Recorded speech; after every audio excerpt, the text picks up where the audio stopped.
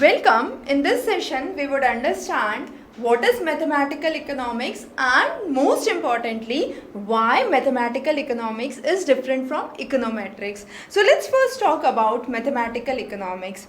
When I talk about public finance, I talk about international trade, those are separate branches of economics. But mathematical economics, most importantly to understand, is not a branch of economics.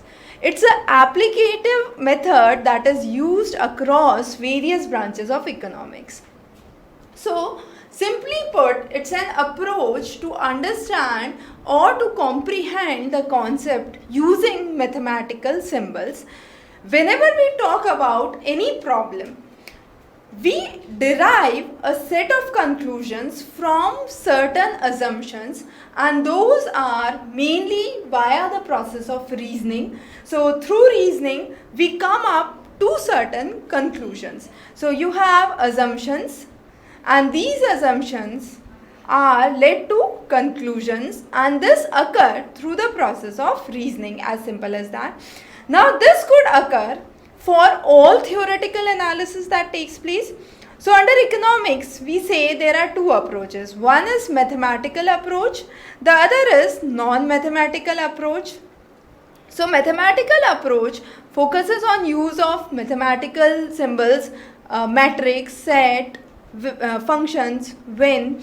So those are differential, calculus, integral, linear programming. So all those are part of mathematical economics. However, under non-mathematical economics, we also do the same process, but the approach is different. And that's the two approaches that we talk under any theoretical analysis. We also call them as literary logic versus a mathematical logic. So non-mathematical is also known as literary logic. Now, the next important thing is, when we are using very interesting concept, a mathematical concept via geometry, for example, what I can do is I can explain two commodity model. So let's say this is rice and wheat model that I can explain. That is on two dimensions. The maximum I can go is a three-dimensional model that I can do. But what if I need to explain 5 dimensions, 6 dimensions or more? So that becomes difficult with geometry or with the phase of spatial analysis, and therefore we move on to other techniques besides the aspect of geometry. Also under mathematical analysis we use a if-then proposition. If is a condition which results in then, which is the result. So if this is true, then this would happen. So that's a condition that you are putting up, and that's leading to a certain result. So if then proposition is very, very important. The next thing is, why do we need mathematical economics? We can work around with qualitative aspects. We need mathematical economics because this is much more precise, much more concise, much more systematized, we could say. Moreover, we have many theorems that have been laid down under mathematics already. So what we can do is we can apply those to economics. Sometimes it becomes easier because you can state the assumptions directly. Also, as we said just now, under geometry you can explain only 2 or 3 dimensionals, but under mathematical economics you can have n variables cases that could be explained very, very simply. Again, simply put, mathematical economics could be explained as a point of origin and a point of destination. So this is the origin and this is the destination. Now what happens under origin? You have a set of postulates that occur, and these postulates are ultimately leading to what? They are leading to a set of conclusions. And now let's say, when I say point of origin to point of destination, I am driving a car and the distance is 5 kilometers.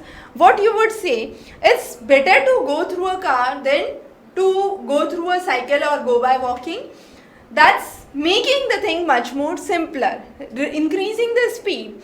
Similarly, what mathematical economics does is drive you faster.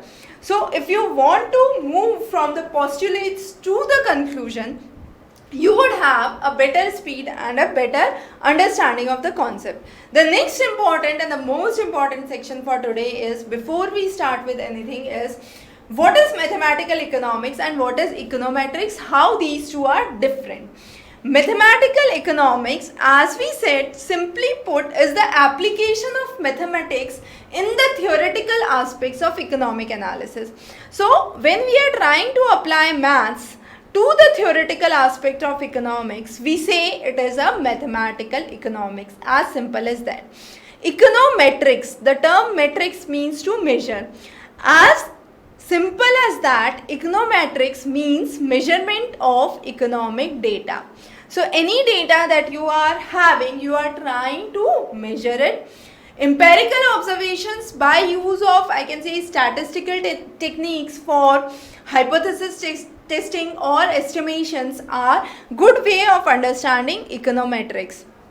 So, to understand the very primary fundamental difference between the econometrics and mathematical economics is, econometrics is measurement of economic data that makes use of statistical techniques mainly for hypothesis testing, mainly for the process of estimation.